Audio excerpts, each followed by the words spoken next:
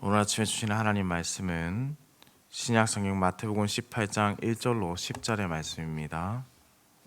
신약성경 마태복음 18장 1절로 10절의 말씀입니다. 함께 하나님의 말씀을 보도록 하겠습니다. 합독해서 읽습니다. 그때의 제자들이 예수께 나와 이르되 천국에서는 누가 크니이까? 예수께서 한 어린 아이를 불러 그들 가운데 세우시고 이르시되 진실로 너에게 이르노니 너희가 돌이켜 어린 아이들과 같이 되지 아니하면 결단코 천국에 들어가지 못하리라. 그러므로 누구든지 이 어린 아이와 같이 자기를 낮추는 사람이 천국에서 큰 자니라. 또 누구든지 내 이름으로 이런 어린 아이 하나를 영접하면 곧 나를 영접함이니 누구든지 나를 믿는 이 작은 자 중 하나를 실족하게 하면 차라리 연자맷돌이 그 목에 달려서 깊은 바다에 빠뜨려지는 것이 나으니라.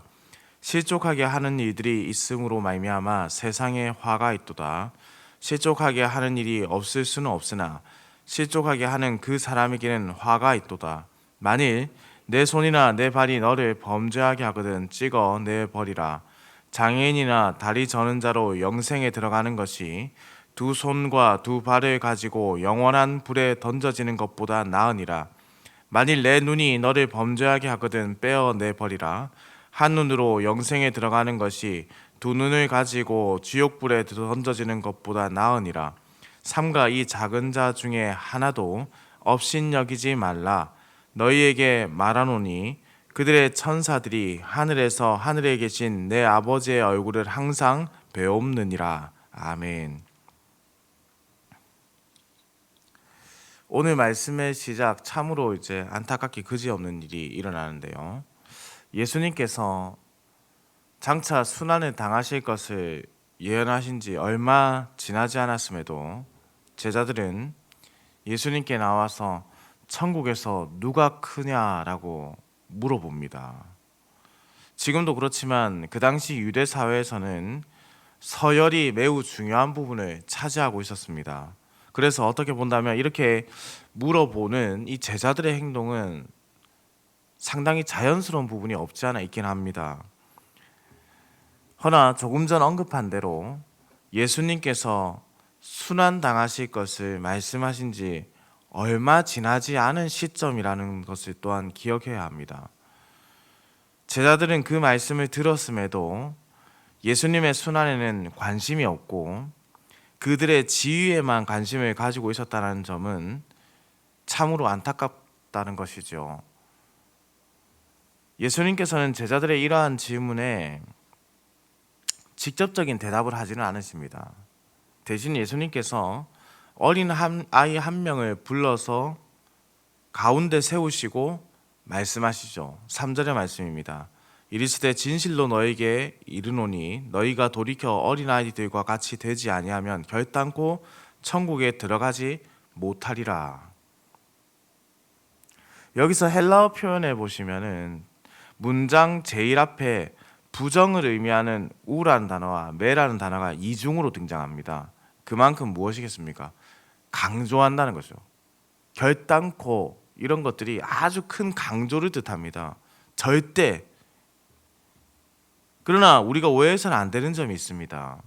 바로 어린아이와 같이 되어야 천국에 들어간다는 말씀을 가지고 믿음으로 의롭게 된다는 말씀과 연결해서 이해해서는 안 된다는 점입니다.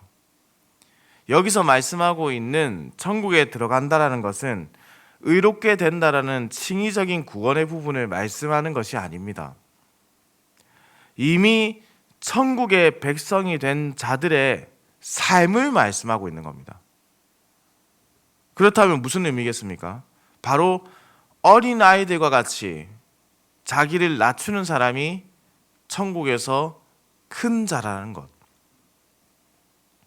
천국 시민의 모습은 겸손이 바탕이 되어야 한다는 겁니다.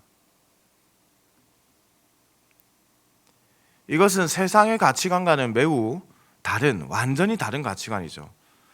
제자들은 자신들의 마음속에 유대인의 생각과 가치관이 자랄 수밖에 없었습니다. 왜냐하면 그렇게 자라왔기 때문이죠. 그래서 그들은 그 당시 일반적인 유대인들과 마찬가지로 예수님을 1차적으로는 정치적인 메시아로, 곧 로마의 압제로부터 해방시켜 주시는 분으로 먼저는 인식할 수밖에 없었다는 겁니다. 그러니 예수님께서 왕이 되신 후에 자신들의 자리가 어디 있으면 하는지 당연히 고민해 볼 수밖에 없었다는 거죠. 그리고 그 고민의 끝에 무엇이겠습니까? 높은 자리를 차지하고 싶은 것이 인간의 마음 아니겠습니까? 적어도 내가 저 사람보다는 높은 자리에 가야지. 적어도 저 사람보다는 내가 낫지 않는가. 그러나 복음은 높은 자리를 차지하는 것이 아닙니다. 오히려 낮은 자리를 차지하는 것이죠. 예수님께서 높은 자리를 차지하기를 원하셨다면 이 낮고 천한 땅에 오실 이유가 무슨 이유가 있습니까? 그러니 우리도 낮고 천한 자리를 찾아가야 한다는 것이죠. 우리에게 이러한 열심과 낮아짐 그리고 겸손의 모습이 있기를 소망합니다. 이어서 예수님은 새로운 이야기로의 전환이 이끌어지도록 말씀을 이어가시는데요. 5절의 말씀을 함께 보겠습니다. 또 누구든지 내 이름으로 이런 어린아이 하나를 영접하면 곧 나를 영접함이니 라고 말씀합니다. 이 말씀은 사실 힘이 매우 강한 것처럼 느껴지는 예수님께 붙어 있어서 강한 자에게 의존하려 하는 이 제자들을 책망하는 말씀과 더불어서 죄에 대한 경고를 담고 있습니다. 그래서 이어지는 말씀에 실족하게 하는 것을 말씀하는 거예요. 6절에서 7절 말씀을 함께 보겠습니다. 누구든지 나를 믿는 이 작은 자 중 하나를 실족하게 하면 차라리 연자맷돌이 그 목에 달려서 깊은 바다에 빠뜨려지는 것이 나으니라. 실족하게 하는 이들이 있음으로 말미암아 세상에 화가 있도다. 실족하게 하는 일이 없을 수는 없으나 실족하게 하는 그 사람에게는 화가 있도다. 여기서 이 작은 자는 누구를 의미할까요? 아이를 두고 있으니 연소한 자인가? 라는 생각이 들 수 있고 그렇게 의미가 받아들여질 수도 있으나 힘이 없는 자를 뜻하는 것처럼 느껴지지만 마태복음에서 이 작은 자라는 단어를 사용할 때 예수님께서는 제자들을 가르치고 있습니다. 제자들을 가리켜서 작은 자라고 사용하세요. 그 예가 오늘 말씀에 이어서 나오고 또 10장 오늘 말씀에 이어서 10절, 14절 그리고 11장 25절, 25장 40절, 25장 45절에 제자들을 향해서 작은 자라는 표현을 씁니다. 따라서 작은 자 중 하나를 실족하게 하는 죄라는 것은 어린아이를 실족하게 한다는 소리가 아니라 연소한 자를, 힘없는 자를 실족하게 한다는 소리가 아니라 바로 옆에 동역자들을 실족하게 하는 죄를 의미합니다. 그리고 실족하게 하는 것은 걸려서 넘어지게 하는 것으로 다른 사람으로 하여금 죄를 짓게 만드는 행동입니다. 그러니 우리의 행동으로 인해서 옆에 있는 동역자들이 죄를 짓게 만드는 행위를 의미한다라고 볼 수 있죠. 우리가 어떤 행동을 해서 옆에 우리 주위의 동역자들, 함께하는 사람들이 죄를 짓게 하는 행동을 하는 것,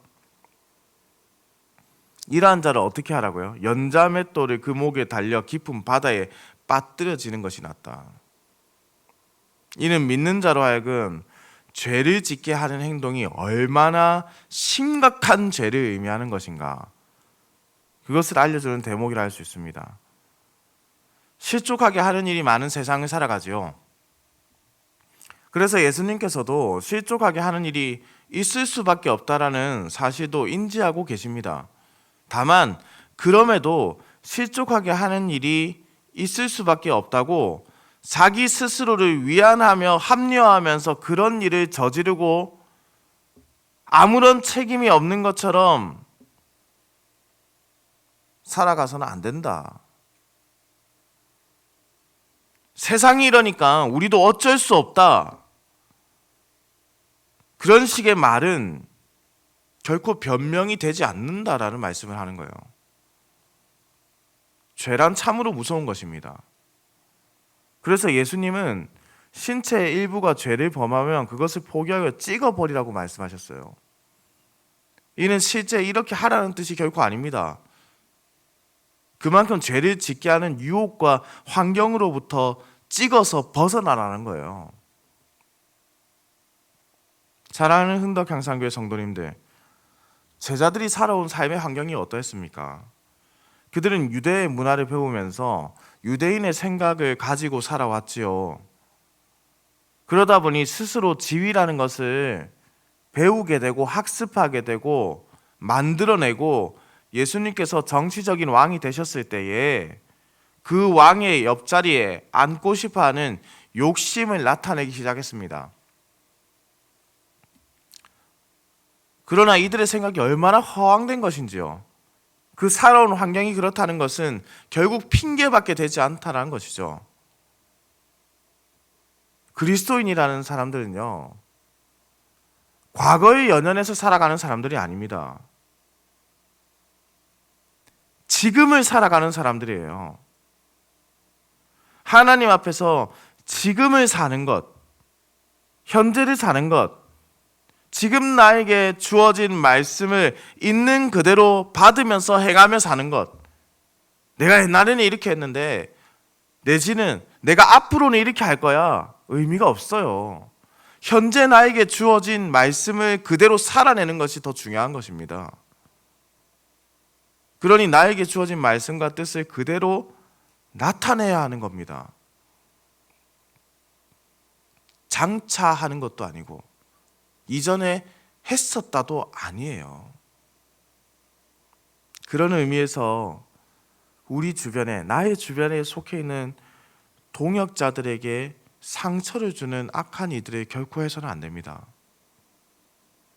내가 높아지기 위해서 남을 낮추는 행위를 하는 것은 연자맷돌을 목에 물고 뛰어들어야 할 만큼 무서운 죄라는 것이죠.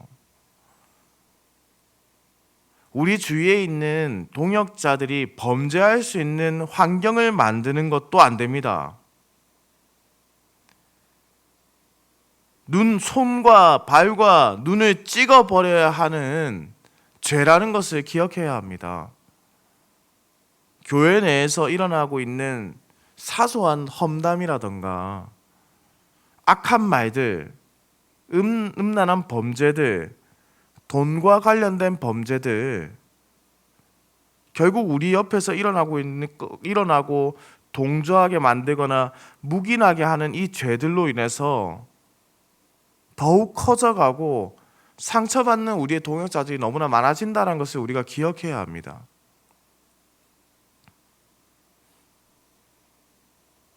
그래서 우리 그리스도인들에게는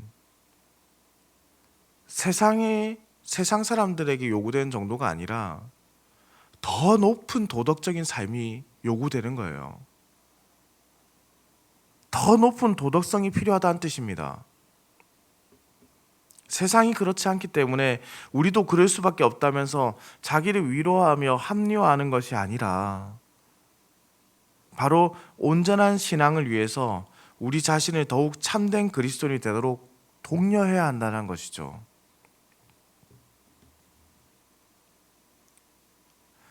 교회는요, 제가 지난 토요일에 피택자 교육을 했는데요, 칼빈이 바른 교회라고 했을 때 반드시 그곳에 교회가 불리우는 곳이 있다면 필요한 것이 바른 말씀과 바른 성례가 시행되는 곳이라고 했습니다.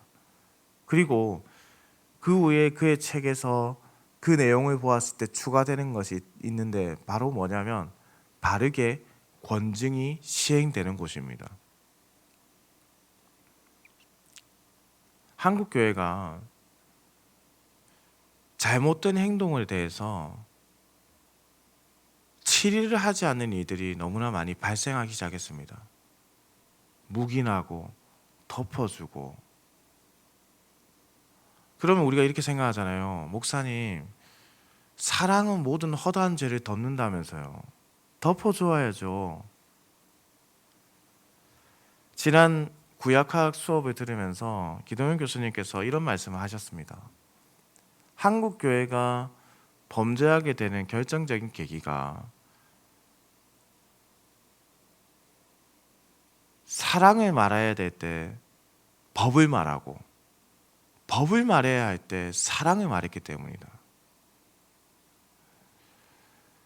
법을 따라서 치리를 행해야 될 때 사랑으로 말하고 사랑으로 이해해야 할 때 법의 잣대를 갖다 대며 율법적으로 나아가니 사람들이 떨어져 나가겠다. 틀린 말씀이 아니죠. 사랑은 모든 허다한 죄를 덮는다는 것을 잘 이해해야 합니다. 사랑하는 성도님들, 우리는 죄를 사할 수 있는 권세가 없습니다. 죄를 사할 수 있는 권세를 가지신 분은 오직 하나님밖에 없으시죠. 우리는 기도를 통해서 우리의 동역자들이 다시는 그 죄를 범하지 않도록 하나님께 간절히 소망하며 기도해야 합니다. 우리가 그를 미워하는 마음으로서 기도하는 것이 아니라 그들이 하나님 앞에서 바른 신앙생활을 할 수 있도록 우리가 할 수 있는 것은 기도밖에 없다라는 것. 그리고 틀렸던 잘못된 행동은 교회의 유일한 치리기관인 당회를 통해서 온전하게 치리가 행사할 수 있도록 우리 함께 기도하고 그 치리가 바르게 시행될 때 우리는 치리를 받은 사람을 비난하고 욕하는 것이 아니라 긍휼한 마음으로 바라보고 그가 온전하게 서가기를 함께 기도하는 것입니다. 그것이 권징을 바르게 사용하는 거예요. 살아가는 흥덕향상교회 성도님들, 우리가 이 일을 할 수 있는 것이 오직 무엇으로 가능하다고요? 기도입니다. 기도로 성령의 도우심을 구해야 하는 겁니다. 더욱 성령의 은혜를 구하고 사랑의 말씀을 실천해야 하며 하나님의 법을 지켜가야 하는 겁니다.